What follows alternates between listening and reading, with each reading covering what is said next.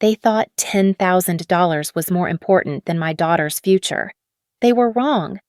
When my sister dragged my 10-year-old by the hair and slammed her head against the wall, someone walked in, and my sister began trembling with panic. I'm Sarah Miller, and this is the story of how my family's greed nearly destroyed my daughter's dreams, but ended up destroying themselves instead. 2 years ago, I became a widow at 30. My husband David died in a car accident, leaving me with our precious daughter Emma and a mountain of medical bills. While other families were planning vacations, I was working double shifts at the diner and cleaning offices at night, scraping together every dollar for Emma's college fund. Every sacrifice was worth it when I saw her reading advanced books, solving math problems that amazed her teachers. She was going to have the future David and I always dreamed of.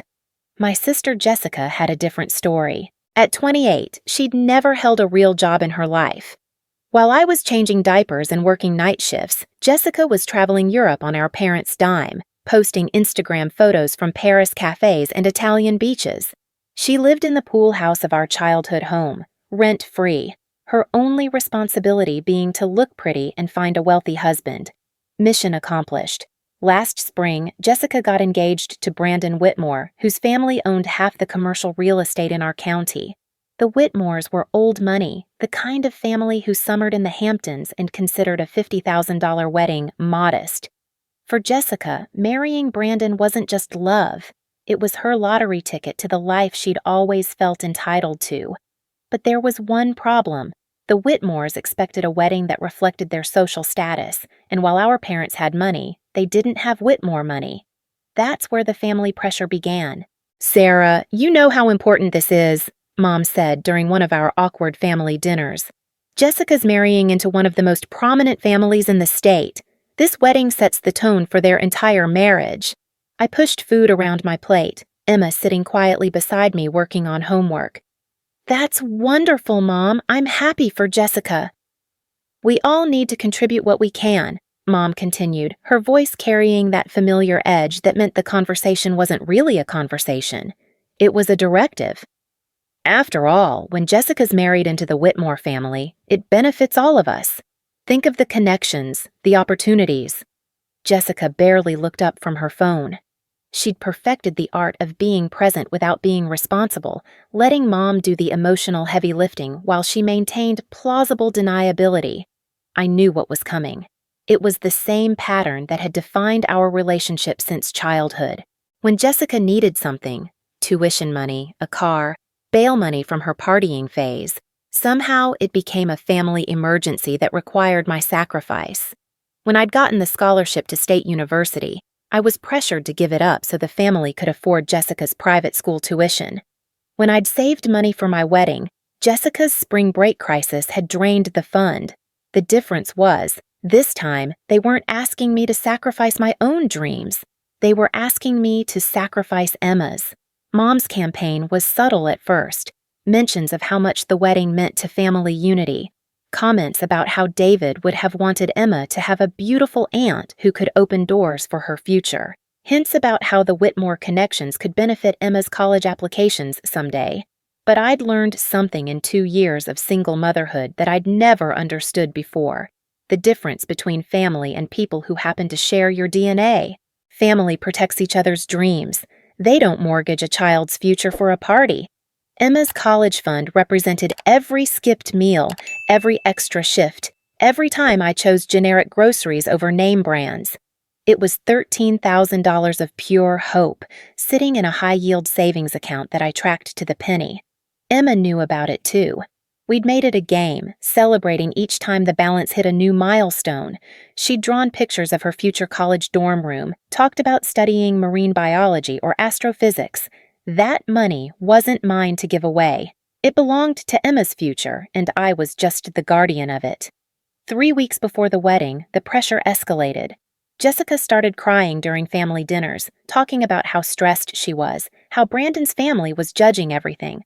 Mom developed mysterious health issues that seemed to flare up whenever I was around, sighing dramatically about the stress of planning a wedding on a limited budget. The breaking point came on a Tuesday night when Mom called me at 10 p.m., her voice shaking with manufactured emotion. "Sarah, we have a crisis. The caterer is demanding the full payment up front, and we're short $10,000. If we don't pay by Friday, Jessica's wedding will be ruined. The Whitmores will think we're some kind of low-class family who can't even manage a proper wedding." I sat in my tiny kitchen, looking at Emma's homework spread across the table, her carefully written essay about her future career goals. "Mom, that's terrible. Have you tried getting a payment plan with the caterer? Or maybe a family loan from—" "Sarah," Mom's voice cut through my suggestions. "We need you to help us. It's just a loan from Emma's college fund. We'll pay it back right after the honeymoon, I promise." The room went silent except for the hum of my refrigerator and the sound of my heart pounding. They weren't asking. They were telling me to choose between my sister's party and my daughter's future. "Mom, that money is for Emma's education. It's not available for loans." "Don't be ridiculous, Sarah. Emma's only 10 years old. You have 8 years to save it back up. But Jessica's wedding is this weekend. This is a one-time emergency." I thought about David, about the promises we'd made to Emma, about the future we'd planned. "The answer is no, Mom. I can't touch Emma's college fund." The explosion was immediate. "You selfish, bitter woman!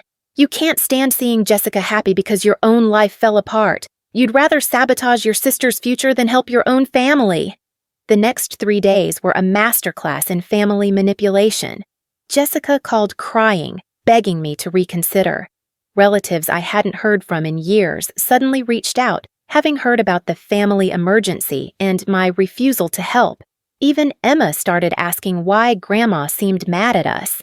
By Friday, when I arrived at the wedding venue with Emma in her flower girl dress, the temperature in the room could have frozen water. Jessica's future in-laws were charming and gracious to my face, but I caught the subtle glances, the whispered conversations that stopped when I approached. Someone had told them about the family drama, probably painting me as the difficult sister who was causing problems. Emma, bless her heart, was oblivious to the tension. She twirled in her yellow dress, excited to throw flower petals and see Aunt Jessica in her wedding gown.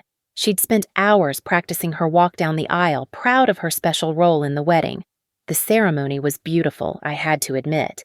Jessica looked stunning in her designer gown. Brandon was appropriately handsome and nervous, and the venue was decorated like something from a magazine. But every time I looked at the elaborate floral arrangements and expensive details, I thought about that $10,000 demand and felt sick. During the reception, the cold shoulder treatment continued. Mom seated Emma and me at a table in the back corner, far from the family tables. When Emma asked why we weren't sitting with Grandma, I told her we had the best view of the dance floor from our spot. But Jessica wasn't done. During the dinner service, she approached our table with a tight smile, bending down to whisper in my ear, "I hope you're happy, Sarah. Brandon's parents think our family is trashy because of the catering issues. The appetizers ran out early because we couldn't afford the premium package. But I guess Emma's college fund was more important than your sister's reputation." I kept my voice low, mindful of Emma sitting right beside me. "Jess, please don't do this here. It's your wedding day. Let's just enjoy." "Enjoy what? My ruined reception? The embarrassment of having to explain to the Whitmores why my own sister wouldn't help our family in a crisis?" Her voice was getting louder, drawing attention from nearby tables. Emma looked up from her dinner, confusion clouding her young face. "Mommy, is Aunt Jessica mad at us?" That's when I saw something shift in Jessica's expression. The entitled anger, the spoiled frustration, the years of being told she deserved everything she wanted, it all crystallized into something darker. She looked at Emma, my sweet 10-year-old daughter in her yellow dress, and I saw blame in her eyes. "You want to know why Aunt Jessica is upset, Emma?" Jessica's voice carried across the table, sweet but with venom underneath. "It's because your mommy decided that a little girl's piggy bank was more important than family, because your mommy is selfish and—" "Stop." I stood up, my chair scraping against the floor. "Jessica, don't you dare bring Emma into this. She's a child." But Jessica was beyond reason now. 2 glasses of champagne and years of entitlement fueling her anger. She's the reason you won't help us. You hide behind her to justify your selfishness. Well, maybe Emma should know what kind of mother she has. The kind who would rather hoard money than help her own family. The nearby tables were staring now. Brandon was making his way over, his face concerned. Mom was rushing from across the room, but Emma just sat there, tears starting to form in her eyes, not understanding why her special day was turning into something scary. That's when Jessica made the biggest mistake of her life. She reached down and grabbed Emma's arm, yanking her up from her chair. "Come on, Emma. Let's go talk to Grandma about your mommy's selfishness." "Let go of me!" Emma's voice was scared, confused. "Mommy!" I moved to intervene, but Jessica pulled Emma harder, her grip tight on my daughter's small arm. "Jessica, you're hurting her. Let go!" But Jessica was in full meltdown mode now, the pressure of the wedding, the alcohol, and years of never being told no combining into something ugly and dangerous. When Emma tried to pull away, Jessica's grip shifted to her hair. "Don't you dare pull away from me, you little brat. This is all your fault. If your mommy wasn't so obsessed with your stupid college fund." And then she did the unthinkable. Jessica, my sister, dragged my 10-year-old daughter by the hair across 3 feet of reception hall floor, Emma screaming in pain and terror. When Emma managed to twist away, Jessica shoved her hard, sending my small daughter stumbling backward into the decorative wall behind the head table. The sound of Emma's head hitting the wall was like a gunshot in the suddenly silent reception hall. My daughter crumpled to the ground, crying in pain and shock, her yellow dress torn, her carefully styled hair disheveled. For a moment, everything stopped. The music, the conversations, even the clink of silverware on plates. 300 wedding guests stared in horror at what Jessica had just done.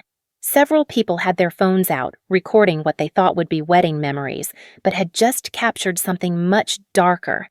Then Emma's scream cut through the silence, and I was moving, dropping to my knees beside my daughter, gathering her into my arms, checking for blood, for injuries, for signs of concussion.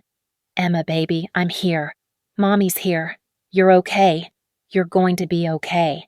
But even as I comforted my daughter, I could see Jessica standing there, her wedding dress pristine, her makeup perfect, staring down at Emma with something that looked almost like satisfaction. Like she'd finally found a way to make me pay for saying no. That's when the reception hall doors opened and Detective Maria Rodriguez walked in, still in her uniform, looking like she'd just finished a shift. She was supposed to be off duty, coming to the wedding as a +1 with her girlfriend, one of Jessica's college friends. But Detective Rodriguez was never really off duty, especially when it came to crimes against children. She took one look at the scene. Emma crying in my arms, Jessica standing over us in her wedding dress, 300 silent witnesses, and her expression hardened into something professional and dangerous. "Ma'am," she said, her voice carrying the authority of 15 years in law enforcement, "I'm going to need you to step away from the child." Jessica's face, flushed with anger and champagne, suddenly went pale.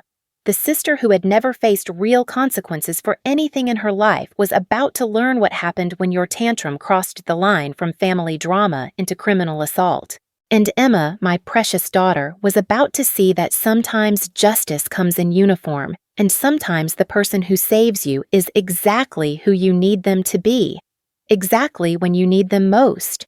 But that was just the beginning of Jessica's very long, very public fall from grace. Detective Rodriguez moved through the crowd with the kind of calm authority that made people instinctively step aside. Her dark hair was pulled back in a neat bun, her uniform crisp, despite being, at the end of what I would later learn, had been a 14-hour shift dealing with domestic violence cases across the county. "I need everyone to stay exactly where they are," she announced, her voice carrying across the now silent reception hall. "This is now a crime scene."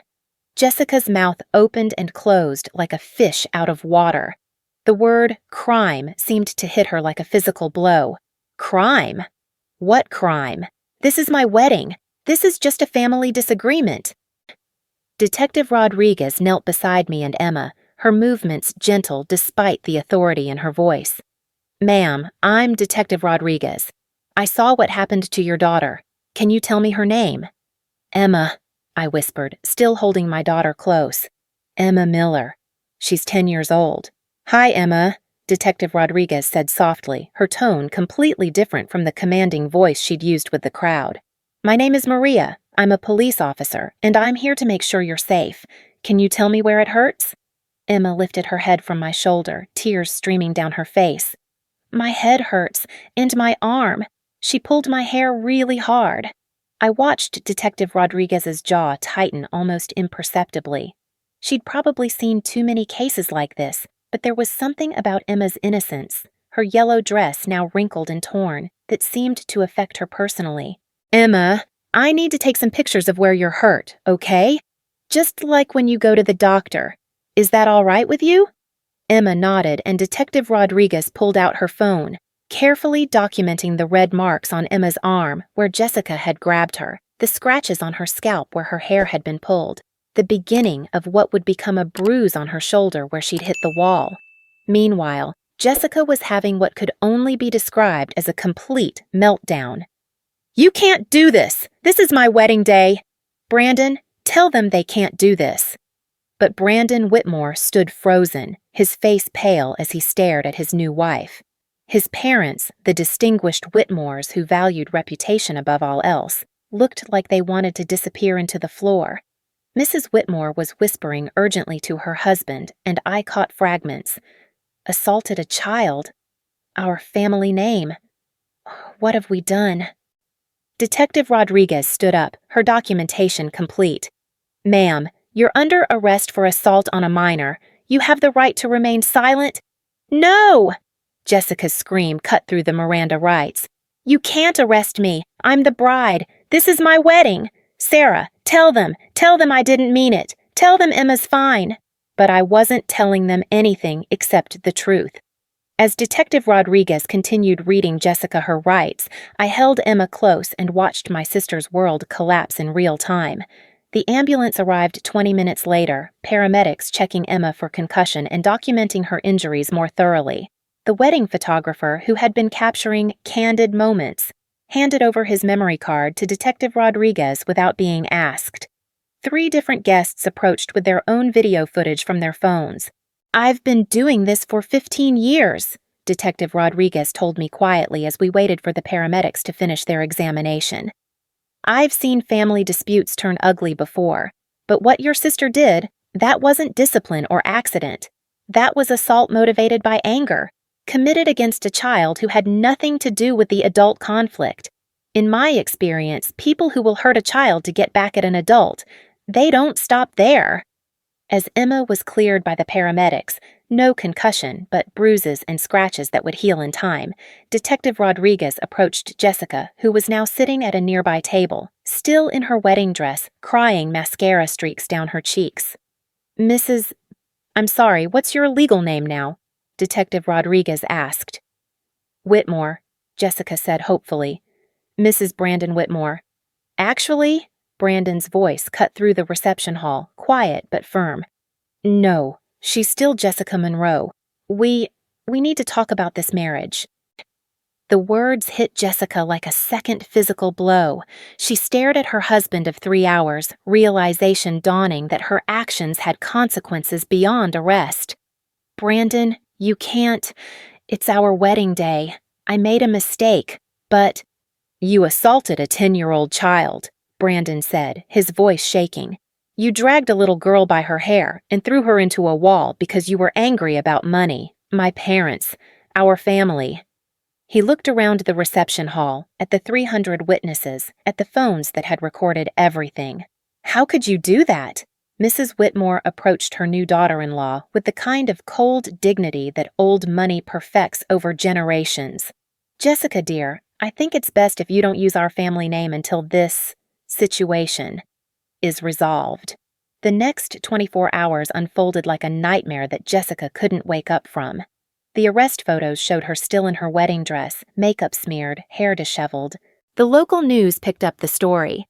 "Bride arrested at own wedding for child assault." The video footage from wedding guests went viral on social media, with the Hajakarn wedding assault trending regionally within hours. But the worst was yet to come. Emma and I spent the night at my parents' house. My old room, with its twin bed and faded wallpaper, felt safer than our apartment. Emma slept fitfully, waking up twice from nightmares about Aunt Jessica pulling her hair. Each time, I held her and whispered that she was safe, that what happened wasn't her fault, that Mommy would never let anyone hurt her again. The next morning, Mom finally called. Her voice was carefully controlled, like she was reading from a script. "Sarah, I've spoken with our attorney. Jessica is being released on bail this afternoon. We need to discuss this as a family." "There's nothing to discuss, Mom. Jessica assaulted Emma in front of 300 witnesses. There are consequences for that." She was emotional. "It was her wedding day. The stress, the alcohol. You know she didn't mean it." I looked at Emma, who was quietly eating cereal at the kitchen table, a small bandage on her forehead where she'd scraped it against the wall. "She grabbed a 10-year-old by the hair and threw her into a wall, Mom, because I wouldn't give her $10,000 from Emma's college fund. There's no excuse for that. The Whitmores are threatening to annul the marriage," Mom continued as if I hadn't spoken.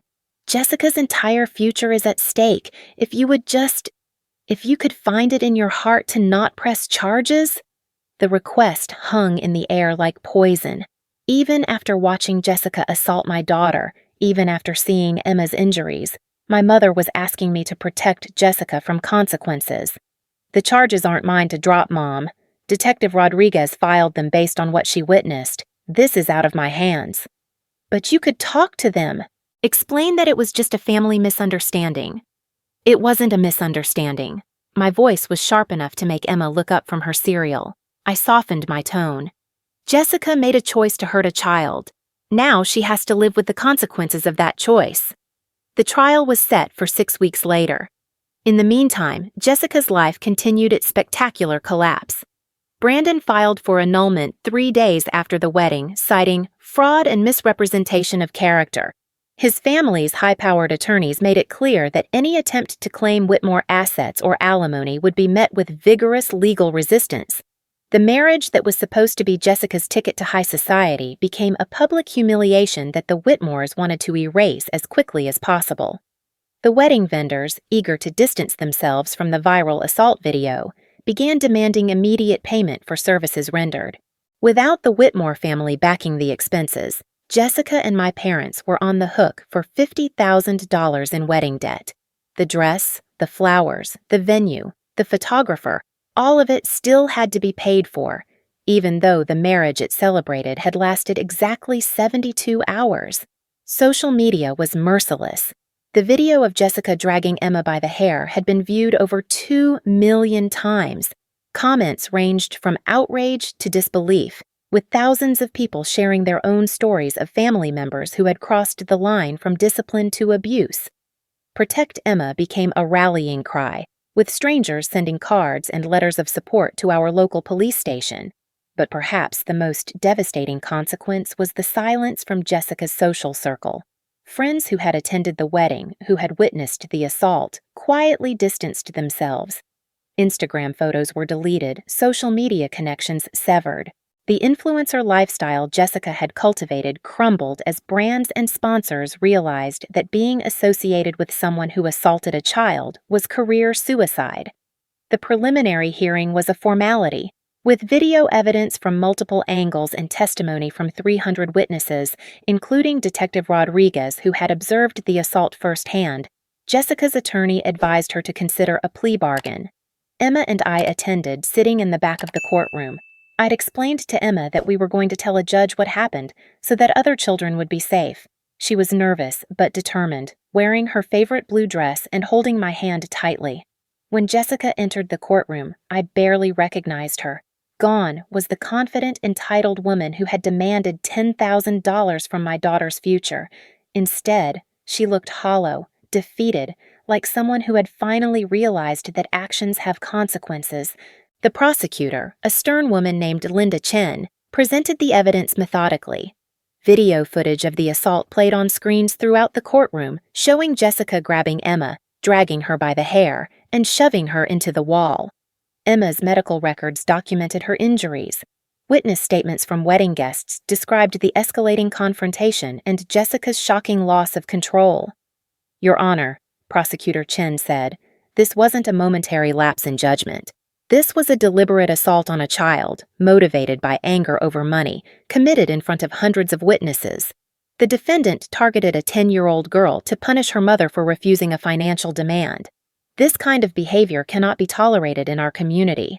Jessica's attorney, a public defender who looked overwhelmed by the media attention, tried to paint the incident as a family dispute gone wrong. "Your Honor, my client was under tremendous stress on her wedding day. She had been drinking, emotions were high, and she made a terrible mistake. She deeply regrets her actions and is seeking counseling to address her anger management issues." But the judge, a woman in her 60s who had presided over family court for 20 years, wasn't buying it. "Ms. Monroe," she said, looking directly at Jessica, "I've reviewed the evidence in this case, including video footage that frankly disturbed me. You didn't just lose your temper. You deliberately targeted a child to inflict pain as retaliation against her mother. That's not anger management. That's calculated cruelty." The gavel came down with a sound that seemed to echo through the courthouse. Jessica was convicted of assault on a minor, sentenced to 6 months in county jail with the possibility of early release for good behavior, 2 years of probation, mandatory anger management counseling, and a restraining order that prohibited her from coming within 500 feet of Emma or me. Additionally, the judge ordered Jessica to pay Emma's medical expenses and therapy costs, along with court fees and restitution for the emotional trauma. But the legal consequences were just the beginning of Jessica's reckoning.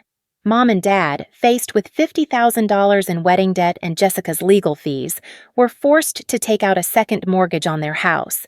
The parents who had enabled Jessica's entitlement for 28 years suddenly found themselves financially destroyed by her actions. The extended family chose sides, and most of them chose Emma. Aunts and uncles who had watched Jessica get special treatment for years were horrified by the assault video. Christmas invitations were quietly rescinded. Family gatherings became awkward affairs where Jessica's name was simply not mentioned. Emma, meanwhile, began therapy with a wonderful counselor named Dr. Sarah Patterson, who specialized in helping children process trauma. Slowly, carefully, Emma began to understand that what happened to her wasn't her fault, that adults who hurt children are responsible for their own actions, and that being hurt by someone doesn't mean you're bad or wrong. The college fund that had started this whole mess remained untouched, still growing with interest, still representing Emma's bright future. But now it meant something even more. It was proof that I had chosen my daughter over family pressure, that I had protected her dreams, even when it cost me everything else. 6 months after the wedding that ended in arrest, I received a letter from Jessica in county jail. She was being released early for good behavior and wanted to see Emma, to apologize, to make things right. I read the letter sitting in Emma's room while she did homework at her desk, her hair tied back in a ponytail, a small scar on her forehead, the only visible reminder of that terrible night. "Mommy, what's that letter about?" Emma asked, looking up from her math problems. "It's from Aunt Jessica. She wants to see you." Emma considered this carefully, the way 10-year-olds do when they're processing something complicated. "Do I have to see her?" "No, baby. You never have to see anyone who hurt you, not until you're ready, if you're ever ready." Emma nodded and went back to her homework. "I'm not ready," she said simply. "Maybe someday, but not yet." I folded the letter and put it in my desk drawer. Someday, when Emma was older, she could make her own choice about forgiveness and reconciliation. But for now, my job was to protect her, to let her heal, and to make sure she knew that her safety and happiness were more important than any family obligation. The restraining order was still in effect. Emma's college fund was intact and growing, and my daughter was learning that sometimes the most important thing a parent can do is say no to the wrong people so they can say yes to the right choices. Jessica had thought that $10,000 was more important than a child's future. She had been wrong about that, just like she had been wrong about so many things.